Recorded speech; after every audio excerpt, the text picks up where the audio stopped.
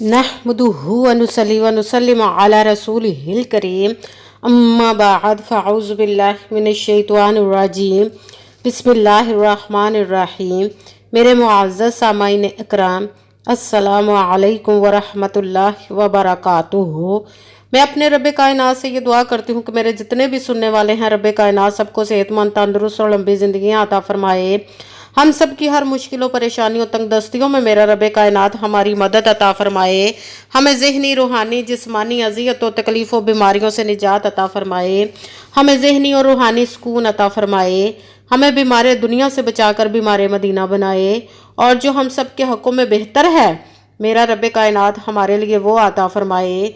और जो हमारे हक़ों में बेहतर नहीं, उसका ख्याल भी हम सब के दिलों से निकाल दे और हम सबको अपनी रज़ा पर राज़ी रहने वाला बना दे। आमीन सुमा आमीन। मेरे प्यारे प्यारे इस्लामी बहन भाइयों, आज रमज़ानुल मुबारक का पहला दिन है और सबको रमज़ान का पहला दिन मुबारक हो और आज का रोज़ा भी मुबारक हो।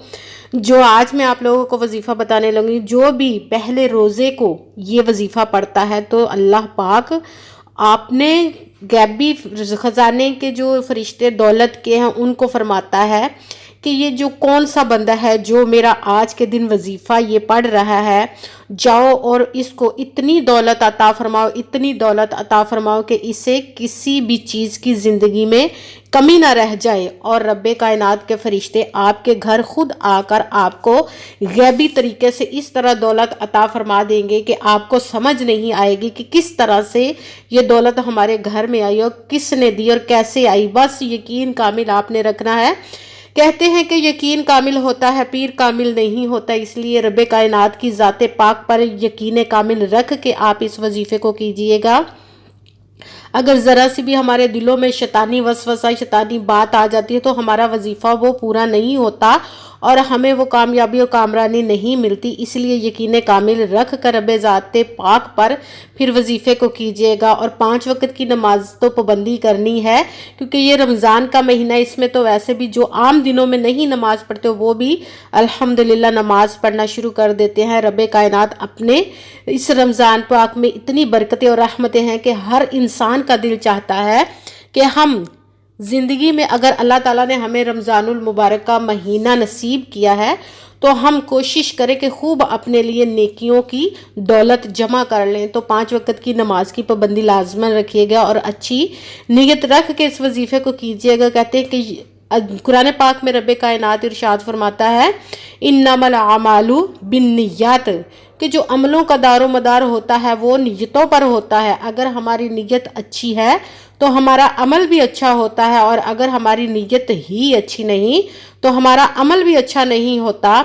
इसलिए अच्छी नीयत रख के, यकीन कामिल रख के कीजिएगा। अगर वीडियो अच्छी लगे तो इसको लाइक ज़रूर कीजिएगा और आगे भी शेयर कर दीजिएगा ताकि किसी दूसरे को हमारी वजह से फ़ायदा पहुँचे तो हमारे लिए सदका जारिया बन जाए।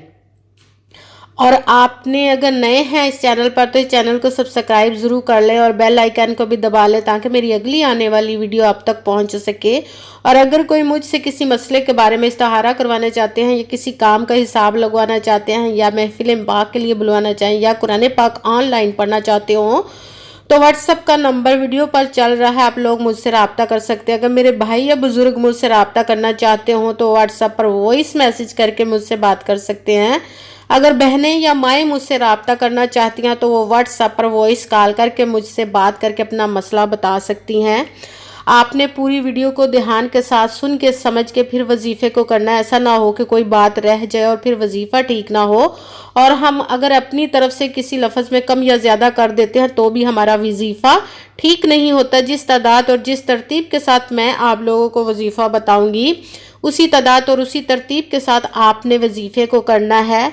इंशाअल्लाह रब्बे कायनात हम पर अपना खुसूसी करम रहमत नाज़ल अता फरमाएगा। इंशाअल्लाह अज़ीज़ अपने हुक्म से हमारी तमाम हाजात को पूरा अता फरमाएगा, हमारी तमाम मुश्किलों को दूर अता फरमाएगा। वजीफ़ा कहीं पे भी बैठकर कर सकते हैं, घर में, दफ्तर में, ऑफिस में, मदरसे में, मस्जिद में, कहीं पे भी बैठकर आप इस वजीफ़े को कर सकते हैं। मगर जब वजीफ़ा करने लगे तो बिल्कुल खामोशी, तवज्जो, सुकून और ध्यान के साथ आपने वजीफ़े को पढ़ना है। वजीफ़े के दरमियान ना तो आपने کسی سے بات کرنی ہے اور نہ ہی اٹھنا ہے اور نہ ہی درمیان میں فون استعمال کرنا ہے۔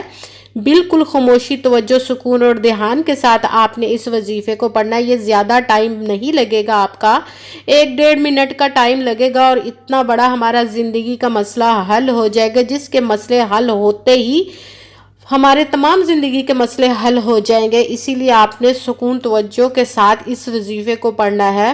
وظیفہ کرنے سے پہلے آپ نے کمنٹس میں اپنا نام اور جہاں آپ رہتے اس جگہ کا نام ضرور لکھنا ہے، تاکہ میں بھی آپ لوگوں کے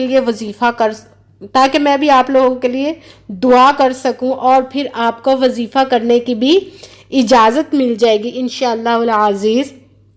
سب سے پہلے آپ نے باوضو کسی نماز کے ساتھ بھی پڑھ سکتے ہیں یا ویسے بھی آپ بیٹھ کر اس وظیفے کو پڑھ سکتے ہیں۔ سب سے پہلے نمبر پر آپ نے جس مقصد کے لیے یہ وظیفہ پڑھنے لگے اس کی نیت کرنی ہے۔ سب سے پہلے 1 مرتبہ درود پاک پڑھنا، کوئی سا بھی درود پاک پڑھ سکتے ہیں، مگر بہتر ہے کہ درود ابراہیمی جو نماز میں پڑھا جاتا ہے وہ والا درود پاک پڑھ لیجئے گا 1 مرتبہ۔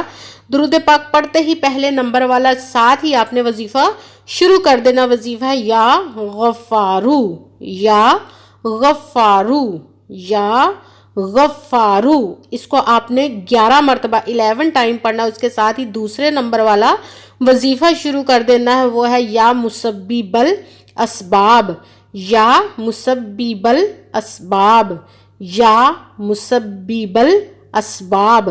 اس کو آپ نے 7 مرتبہ 7 ٹائم پڑھنا ہے۔ اس کے ساتھ ہی آپ نے تیسرے نمبر والا وظیفہ شروع کر دینا ہوا سورہ کوثر۔ قرآن پاک کی سب سے چھوٹی سورت ہے یہ ہر مسلمان بہن بھائی کو یاد ہے، اور نہیں بھی یاد تو آپ اس کو لازماً یاد کر لیں کہ یہ زندگی میں بہت زیادہ مسئلوں کے لیے پڑھی جاتی ہے، اور دولت کے لیے تو یہ سورہ خاص سورت ہے، اس لیے آپ سب لوگ اس سورت کو زبانی یاد کر لیں۔ اور اس کو آپ نے 3 مرتبہ پڑھنا سورہ کوثر کو۔ بسم اللہ الرحمن الرحیم، انا اعطیناک الکوثر فصل لربک وانحر ان شانئک ھو الابتر۔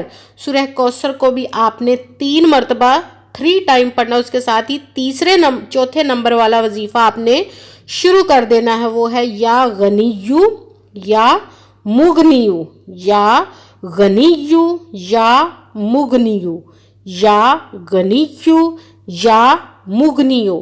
اس کو بھی آپ نے 3 مرتبہ 3 ٹائم ہی پڑھنا ہے۔ سب سے پہلے 1 مرتبہ درود پاک پڑھا، اس کے ساتھ ہی آپ نے پہلے نمبر والا وظیفہ رب کائنات کے اسم کا پڑھنا یا غفارو۔ اس کو آپ نے 11 مرتبہ 11 ٹائم پڑھنا۔ اس کے ساتھ ہی دوسرے نمبر والا وظیفہ شروع کر لینا ہے یا مسبب الاسباب۔ اس کو آپ نے 7 مرتبہ 7 ٹائم پڑھنا ہے۔ اس کے ساتھ تیسرے نمبر والا وظیفہ شروع کر دینا۔ بسم اللہ شریف پڑھ کے سورہ کوثر کو 3 مرتبہ پڑھنا ہے۔ اس کے ساتھ ہی چوتھے نمبر والا وظیفہ شروع کر دینا یا غنیو، یا مغنیو۔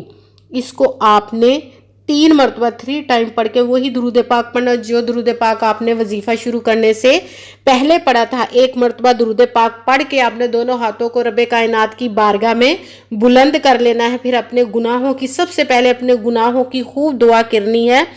جب آپ اپنے گناہوں کی بخشش مانگ لے تو جس مقصد جس حاجت کے لیے آپ نے اس وظیفے کو کیا اس کی خوب دعا کیجیے گا، اور دعاؤں میں مجھے بھی یاد رکھیے گا، میرے لیے بھی لازماً دعا کیجیے گا۔ جزاک اللہ خیرہ۔ اور آپ نے جس مقصد کے جس کام کے لیے اس وظیفے کو کیا رب کائنات انشاءاللہ العزیز اپنے حکم سے اس پیارے پیارے ماہ مبارک کی برکات کے صدقے سے آپ کے ان مسئلوں کو حل فرمائے گا انشاءاللہ العزیز۔ آمین ثم آمین۔ السلام علیکم ورحمۃ اللہ وبرکاتہ۔